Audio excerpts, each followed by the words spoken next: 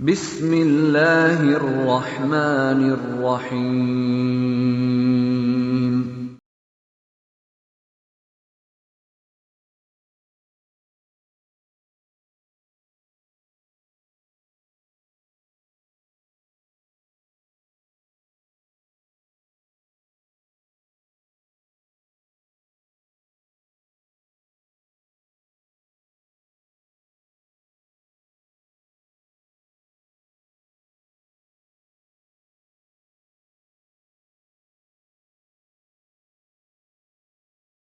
الرحمن الرحيم الحمد لله رب العالمين والصلاة والسلام على أشرف الأنبياء والمرسلين نبينا وحبيبنا محمد صلى الله عليه وسلم وعلى آله وأصحابه وسلم تسليما كثيرا إلى يوم الدين أما بعد me emrin e Allahut të gjithëmëshirshmit mëshirëplotët. Falënderimi I takon vetëm Allahut krijuesit të gjithësisë. Vetëm Allahun falenderojmë dhe vetëm prej Tij ndihmë dhe falje kërkojmë. Salavatin ton dhe urimin më të mirë ja përcjellim të dashurit ton Muhammedit sallallahu alaihi wasallam, familjes së Tij të nderuar dhe kushdo që e ka ndjekur, e ndjek dhe do ta ndjekë udhëzimin e Tij sallallahu alaihi wasallam deri në ditën e gjykimit. Vëllezër të nderuar, të pranishëm në xhami, gjithashtu edhe ju televizionistët të nderuar që na ndiqni nëpërmjet valeve të televizionit islam, po ashtu edhe ju dëgjues të nderuar nga Radio Islame, ju përshëndesim të gjithë bashkërisht me shprehjen e bukur islame: Assalamu alaikum wa rahmatullahi wa barakatuh. Paqja, bekimi, mirësia dhe mëshira e Allahut të madhëruar qoftë mbi të gjithë ju. Sot në këtë ditë të bekuar, në këtë ditë të xumë, do të flasim dhe do të diskutojmë një temë mjaft e rëndësishme e cila është faktike në jetën tonë të përditshme. Nuk do të flasim për atë që njerëzit po flasin sot, veçanërisht sot që një pjesë e madhe e botës janë përgatitur për ditën e Kiametit, por ne do të flasim për një argument tjetër, një temë tjetër e cila është e rëndësishme për ne si besimtar musliman. Për ne që kemi besuar Allahun subhanahu wa ta'ala, për ne që kemi thënë ashhadu an la ilaha illa Allah wa ashhadu anna Muhammeden abduhu wa rasuluhu. Dhe kjo temë është edukimi I fëmijëve në këndvështrimin islam. Natyrisht ju keni vite, apo pjesë dërmuese e juaja kanë vite që jetojnë në perëndim. Dhe një pjesë të rëndësishme dhe një amanet nga Allahu subhanahu wa ta'ala e cila ka qenë në shpinën dhe është dhe do të jetë në shpinën e gjithë secilit prej prindërve është edukimi I fëmijëve. Allahu subhanahu wa ta'ala na solli në botë me një qëllim kryesor, siç e kemi thënë edhe në ligjërimet e kaluara, që ta adhurojmë Allahun subhanahu wa ta'ala. Mirpo adhurimi I Allahut krijuesit të gjithësisë nuk fokusohet vetëm në faljen e namazeve në xhami apo në faljen e namazit xumas siç kemi sot, apo vetëm në një këndvështrim të caktuar në muajin e shenjtë Ramazanit dhe ne themi që arritëm atë që Allahu na ka orientuar. Dikur e pyetën një person se ç'është Islami. Dhe ai filloi të thotë: Islami është të adhurosh Allahun subhanahu wa ta'ala, të bësh të falësh namazin, të agjërosh në këtë lloj forme, ti falësh Allahu subhanahu wa ta'ala ditën dhe natën, ti falësh Allahut ashtu siç ka kërkuar ai, dhe vazhdoi të tregonte histori dhe një tregim të mbushur plot e përplot me histori, duke I thënë që Islami është shumë I madh. Me të vërtetë Islami është shumë I madh. Një dietar tjetër ose një hoxh tjetër I cili ishte prezant I thotë, në përgjigje të pyetjes se çfarë është Islami, ai I thot: Islami është jeta jote. Që do thot, ditën që ti jeton, duhet të jesh promovues I vlerave të larta të Islamit. Do me thënë që në momentet që ti merresh me punë dhe përgjegjësi të jetës së kësaj bote, duhet të jesh pasqyrë e Islamit. Në momentin që ti kthehesh në shtëpi, në familjen tënde, duhet të jesh pasqyrë e Islamit. Në momentin që komunikon me fëmijët e tu, duhet të jesh pasqyrë e Islamit, do me thënë të mbartësh në vetvete ato vlerat të cilët Allahu subhanahu wa ta'ala nëpërmjet kësaj feje që ne e quajmë Islam, na i mbarti, na urdhëroi dhe na sugjeroi ne si besimtar musliman që në përzgjedhje të lirë dhe jo me detyrim t'i pranojmë dhe t'i ndjekim ato. Pra ky është Islami, vëllezër të nderuar. E krejt jeta jon është Islam. Frymarrja jon tregon Islam. Bashkëpunimi ynë midis njerëzve tregon Islam.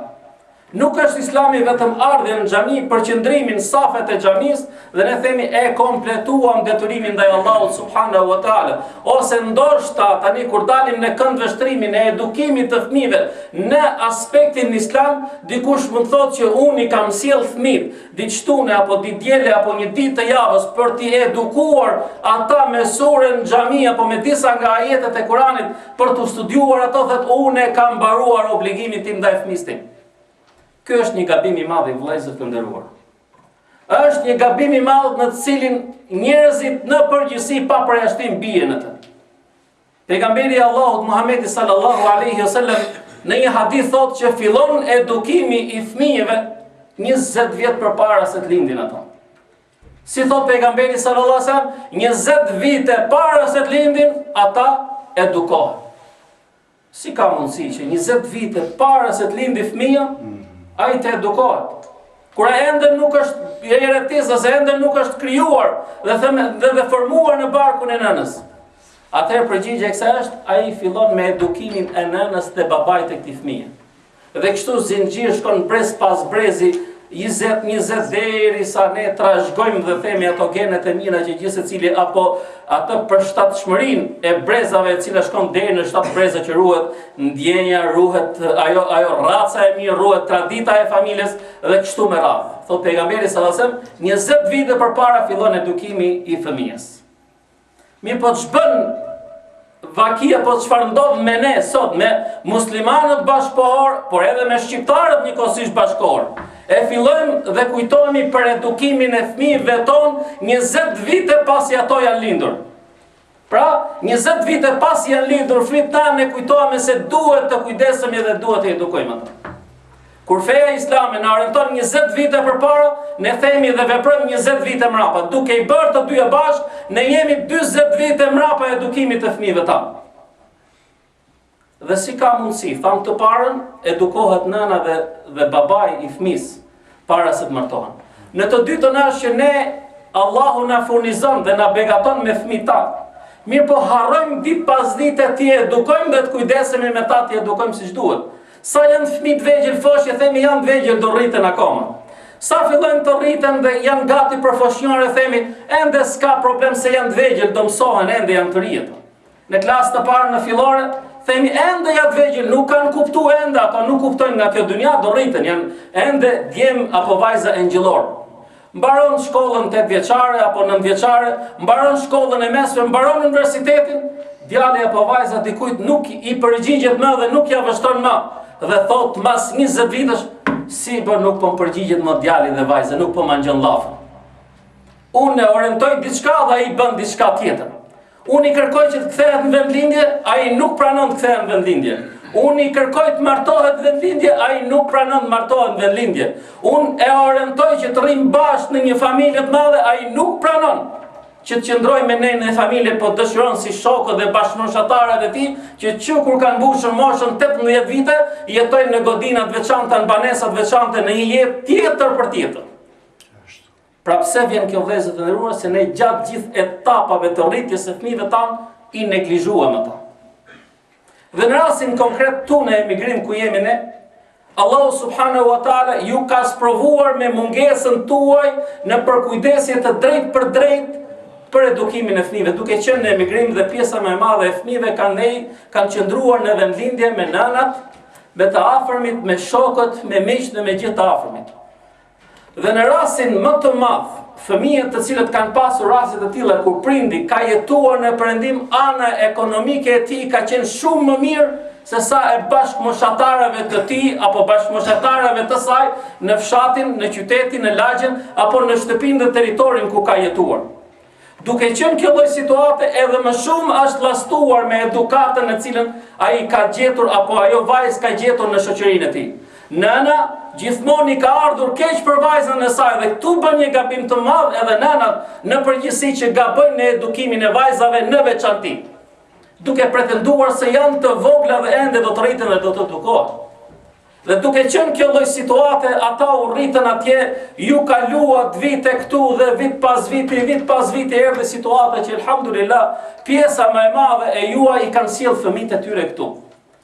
Por tashmë ata nuk janë më fëmijë. Prindi me të vërtet djalit apo vajzës e tij gjithmonë do t'i thotë fëmijë. Edhe se mund të ketë 50 vite mbi shpinën e tij ky djalë apo ky vajzë i këtij prindi, ende prindi do thotë fëmia im, sepse në këndvështrimin e tij është ende i vogël. Thuhet që edhe në momentet që njeriu largohet nga kjo dynja është duke parë vdekjen me sy, mendjen e ka tek fëmijët e tij dhe preokupimi i fëmijëve të tij. Në rastin më të mirë, se ka dhe raste kur prindi është duke vdekur dhe fëmijët e tij e kanë keq trajtuar dhe kanë pasur një edukat shumë negative, përkundrejt atij vetëm duke mallkuar dhe duke shfryrë duf dhe urrëtie për djalin dhe vajzën e tyre. Këto janë raste të cilat ndodhin edhe në jetën e përditshme. Vëllezër të nderuar, ne po themi edukimi i fëmijëve. Rëndësia që Islami i jep edukimit të fëmijëve. Tham pak më lart që edukimi fillon 20 vite më herët. Tham pak më tutje që ne kujtohemi për edukimin e fëmijëve tanë 20 vite më vonë.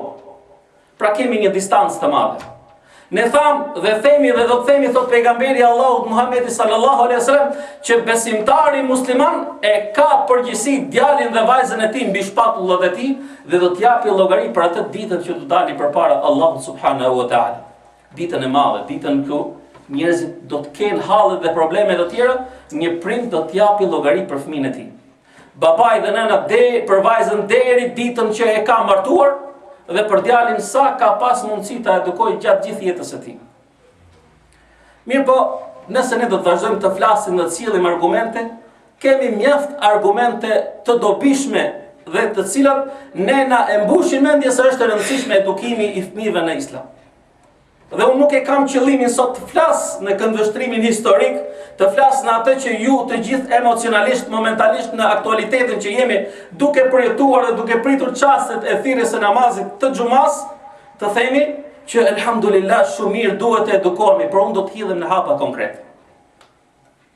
Kush janë hapat konkrete të cilët unë dua të diskutoj dhe të ndaj me ju? Shqetësimi im, i cili është dhe shqetësimi juaj. Nëse nuk është shqetësimi juaj, duhet bëhet patjetër preokupimi juaj në ditët në vazhdim. Tha më lart, jetuat pjesa më e madhe e juaja në perëndim dhe familjet e juaja jetuan në vendlindje. Mirë po ndodhi që elhamdulillah Allahu subhanahu wa taala pas atyre ëndrave të mëdha që një pjesë e shokëve dhe miqve tanë kishin që një ditë do të ktheheshin në vendlindje, ajo u mbyll tani. Nuk ka kthim më në vendlindje për pjesën më të madhe të shqiptarëve cilët jetojnë në Zvicër.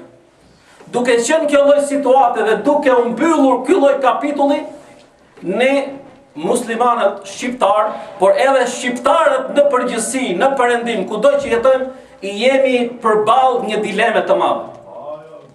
Jemi përballë një alternative apo disa alternative, por do flasim për alternativën kryesor, jemi në alternativën asimilohemi dhe shpërbëhemi si shqiptar dhe asimilohemi në të njëjtën kohë edhe si musliman dhe si rrjedhoj, nuk do të ketë trashëgimtar tan, të cilët do ta trashëgojnë fen, cilën ne e kemi trashëguar gjithashtu nga të parët tan, por njëkohësisht nuk do të ketë dhe për ata njerëz cilët shumë preokupohen për kombin ton, nuk do të ketë dhe shqiptar pas një periudhe të shkurtër kohore, jo të gjatë kohore. Çfarë duhet të them vëllezër të nderuar? Elhamdulillah, pasi tham që kaloi periudha në cilën njerëzit dhe shqiptarët në veçanti, muslimanët shqiptarë në veçanti, menduan që nuk do të kthehen, i janë vërsulur dhe kanë hapur xhami kudo në Zvicër. Kudo elhamdulillah që shkosh në Zyri, gjen ambient për të falë, për të avë kokën sejdë dhe për t'i lutë Allahu subhanahu wa taala. Ambiente komode në gjitha mundësitë dhe nevojat që mund t'i ketë një besimtar musliman, cilët vendlindje nuk i kemi. Elhamdulillah, këtu i kemi xhamin me ngrofje, me nxemje. Kemi ujë të ngrohtë sa herë që marrim abdes. kemi një ambient ku ulemi, një kafe, biseda të ndryshme, këmbejmë me njëri tjetrin dhe diskutojmë gjëra të ndryshme, kalojmë dhe kohë dhe kujtojmë kujtimet të kaluara, mirë po ne vëllezër të nderuar jemi duke neglizhuar një parim dhe një dëshirë dhe një ëndër që duhet ta ketë gjithë secili prej nesh, edukimin e fëmijëve tanë. Ne thamë, fillimisht i edukuam fëmijët në vendindje. Nëna fliste në gjuhën shqipe, vëllezërit në gjuhën shqipe, hala, tezja, mixha, apo gjitha të afërmit edhe shkolla në të cilin edukoheshin, ata komunikonin në gjuhën shqipe. Një frymë islame ishte e përhapur edhe se e dobët në territorin ton, por ishte e përhapur një edukat familjare, shoqërore dhe kolektive në fund të fundit ku njerëzit dinin disa pjesë të gjëra të rëndësishme të edukatës dhe etikës islame. Mire po sot që ne vëllezër të nderuar kemi ardhur këtu dhe veçanërisht ju që thinjat i keni të shumta në kokat e juaja, nipërit i keni sjellur këtu. Ose i keni mbatur ata bashkë me fëmijët e juaj i keni sjellur këtu, ose alhamdulillah Allahu subhanahu wa taala ju ka furnizuar me nipër dhe mbesa duke qenë djemt dhe vajzat e juaja këtu. Mirë po ç'ndodh në realitet? Ç'ndodh në fakt për një aspekt që ne si musliman, por edhe si shqiptar në një kohësisht kur e themi dhe besoj që dhe në vazhdim të hutbes kur themi musliman ta kuptojmë edhe fjalën shqiptar, që mos i mbesi hatrit dikujt, themi ne si musliman e kemi harruar dhe neglizhuar një detaj shumë të rëndësishëm. Tham, e hapëm xhamin alhamdulillah, edhe se është një xhami e pamjaftueshme dhe e vogël shumë në këndvështrimin që duhet të jetë kjo xhami. Kjo dhe xhamit e tjera. Por alhamdulillah e kemi. Mirë po ne vëllezër të nderuar, duke filluar nga baballarët dhe nga gjyshrit në veçanti, jemi duke neglizhuar një aspekt të madh, i cili është preokupimi ynë për edukimin e fëmijëve tanë. Është mungesa e preokupimit ton në hapat dhe perspektivet 20 vjeçare më vonë. Nëse deri sot një nga djemtë e juaj, një nga vajzat e juaja, një nga nipërit tuaj i rritur dhe në moshën e martesës, është menduar dhe ka menduar gjithsecili prej jush të shkojë në vendlindje, të gjej një vajzë të mirë për djalin e tij, por njëkohësisht të gjej edhe një vajzë të mirë, për djalin e tij, por të gjej edhe një djalë të mirë për vajzën e tij. Kjo është realiteti që ka ndodhur dhe vazhdon të ndodhi. Alhamdulillah, sepse djemtë kanë pasur dhe kontakte të vazhdueshme, apo vajzat kanë pasur kontakte të vazhdueshme me vendlindjen dhe pak ndryshime mund të gjenden në këta individ. Mirë po pas 20 vitesh vllai i nderuar, djali apo vajza i lindur këtu i cili foshnjoren e kryen në shkollat e Zvicrës, i cili shkollën fillore e kryen sërishmi në shkollat e Zvicrës, i cili klasën e 9 e kryen sërishmi në shkollat e Zvicrës, i cili shkollën e mesme apo zanatin e kryen sërishmi në shkollat e Zvicrës, edhe universitetin sërishmi e kryen në shkollat e Zvicrës, ai njeri është edukuar dhe unë sipas informacionit që kam mbledhur, shikoj që në Zvicër ka një përkujdesje shumë të madhe nga ana e shtetit për mirë edukimin e fëmijëve. Dhe alhamdulillah çfarë kam parë deri tani, se nuk kam parë dhe shumë rini, po sa kam parë të ri deri tani i kam parë dhe kam komunikuar dhe të ri me edukat. Edhe se nuk kanë një urit mjaftueshme për islamin, edhe për anën tjetër që një pjesë preokupohen për çështjen kombëtare, ata në fundit janë fëmijë me edukat, fëmijë me kulturë. Rriten në një qytetrim që është tjetër për tjetër nga ai që ne përjetojmë ditë pas dite. Nëse një djalë këtu zgjohet në mëngjes që është në shkollë të mesme, preokupimi i tij është shkojë tek puna nëse është me zanat. Ndërsa tek ne, një djalë i cili është në shkollë të mesme, nuk e ka preokupimin e tij në saban mëngjes kur niset në shkollë të mësojë, të arsimohet dhe të edukohet, por e ka qëllimin e tij të shikojë një vajzë që e ka në klasën e tij apo një vajzë shikojë një djalë që e ka në klasën e saj dhe kështu të kalojnë ditët e tyre duke kaluar ditë pas dite dhe pa folur për ato probleme të cilat janë shumë të përhapura në shkollat tona në vendindje sipas drogës, prostitucionit, veprime të cilat nuk mund të imagjinojë një prind për fëmijën dhe vajzën dhe djalin e tij. Pra duke qenë kjo lloj situate pas 20 vitesh vëllezër të nderuar, koncepti i një muslimani shqiptar në Zvicër, në Perëndim do të jetë tjetër për tjetër me atë të një muslimani shqiptar në Kosovë, në Shqipëri, në Maqedoni, në Çamri, në Mallzi, në Preshevë dhe kudo që jetojnë ata. Ne mund të marrim disa shembull për ta ilustruar më shumë të që jemi duke thënë. Në 90-ën, kur u përmbys regjimi monist në Shqipëri, ne kishim një dallim të madh midis shqiptarëve të Shqipërisë dhe shqiptarëve të Kosovës. Dhe vazhdon ende të jetë ky dallim i madh. Kemi një dallim të madh midis shqiptarëve të Shqipërisë dhe shqiptarëve që jetojnë në Maqedoni, në Mallzi, në Preshevë. Çamria më është zhdukur, asimiluar në vendlindjen e saj, sepse ato që kanë mbetur janë bërë më grek dhe nuk din gjë më nga gjuha shqipe, vetëm disa fjalë nga gjuha shqipe. Pra, një ndarje 20 vjeçare apo 40 vjeçare, e cila erdhi dhe u instalua në kombin ton duke ndarë në disa pjesë, solli që pas një periudhe kohore, edhe se të rritur me një edukat pothuajse pak a shumë të njëjtë, ne kemi që gjejmë dallime midis shqiptarëve të Kosovës dhe shqiptarëve të Shqipërisë. Dallime të mëdha. Po të shmendoni ju midis një shqiptari apo një musliman i shqiptar i cili do të rritet në Zvicër me një shqiptar musliman i cili rritet në Kosovë, Shqipëri, Maqedoni dhe kudo që rritet ai. Një dallim i madh. Duke u rritur dhe duke u edukuar në vende të ndryshme dhe në shoqëri të ndryshme, disniveli i tyre intelektual është shumë i lartë. Nëse një djalë ka zbritur shumë poshtë me edukatën e tij, një vajzë është rritur shumë lart me edukatën dhe kulturën e saj.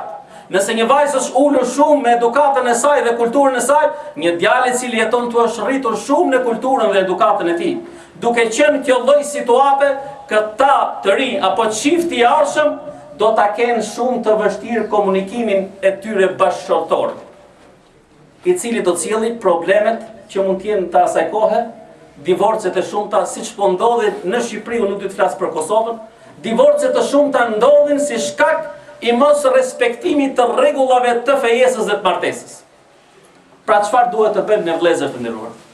Ndoshta themi momentalisht mirë ka hoxha. Duhet të edukojmë fëmijët tanë. Duhet kujdesemi për ta. Duhet i bëjmë gjithçka që ne t'i rrisim dhe të edukojmë ata përballë kësaj sfide të madhe e cila po vjen drejt nesh.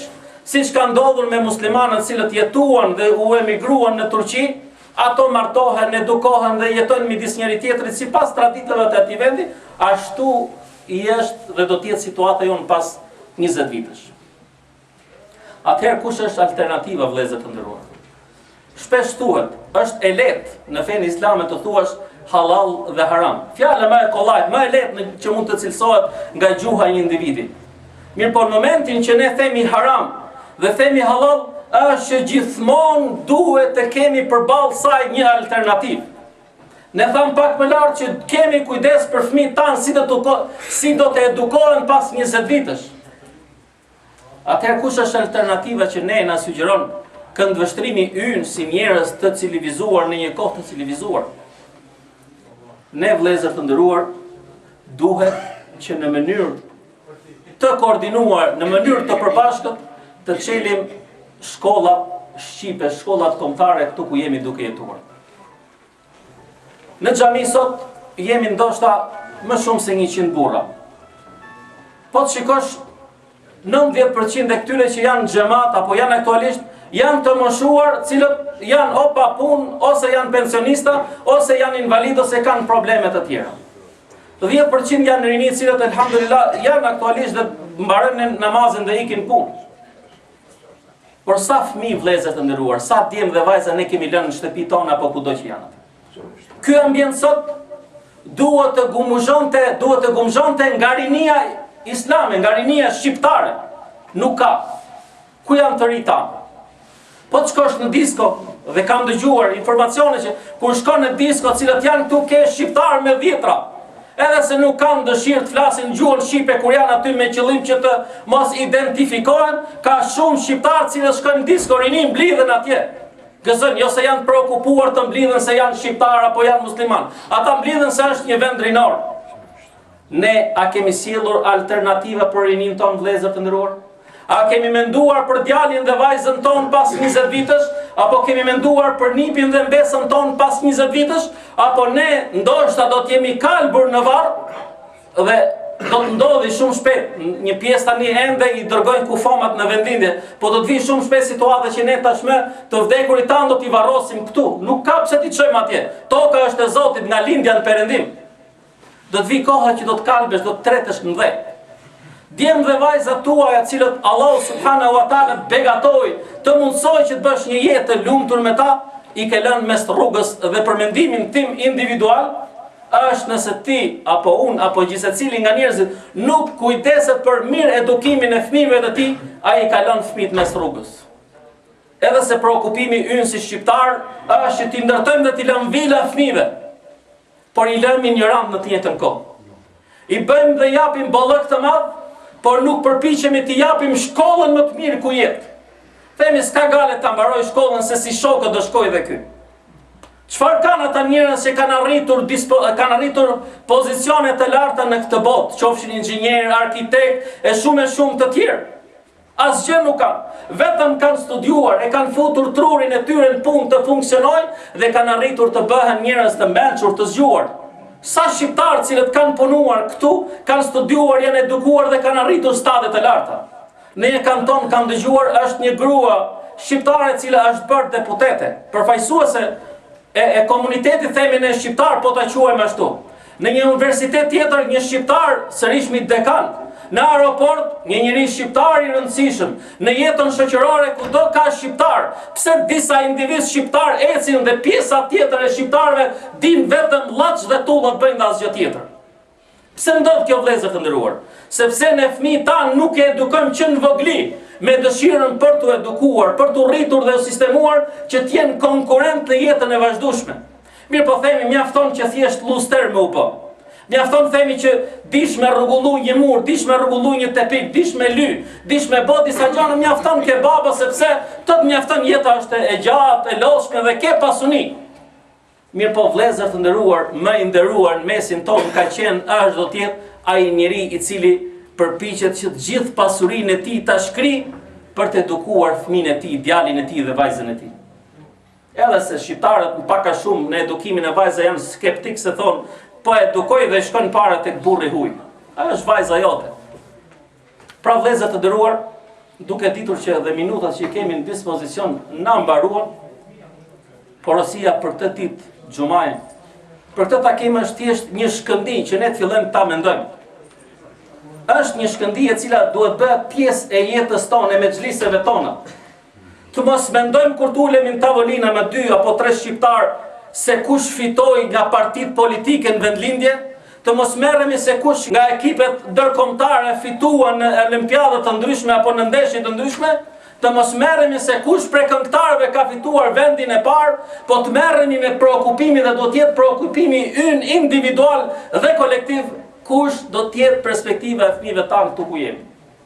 Dhe nuk shikoj alternativë tjetër përveç hapjes së shkollës, e cila në një periudhë 20 vjeçare të ardhshme do të sjelli atë që djali jot, apo mbesa jote, apo nipi jot, apo vajza jote, do të ketë një alternativë se ku të martohet.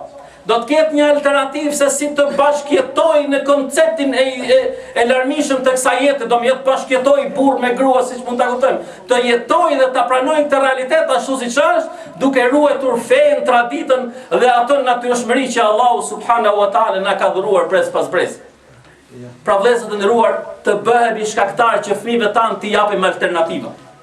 Që mos themi pas shumë vitesh u lodhëm dynja, dhe zakonisht njerëzit lodhen dhe këtu ju lodheni nga mëngjesi deri në mbrëmje dhe shumë orë punoni dhe kur shkoni në shtëpi jeni mjaft të lodhur dhe kur ktheheni dhe kujtoheni për fëmijët e juaj theni na leni të qetë sepse u lodhëm, jemi të lodhur dum gjum. Pra vëllezër të dashur, e lutim Allahut na falet, na mëshirojë dhe nga rruga e drejtë na udhëzoj.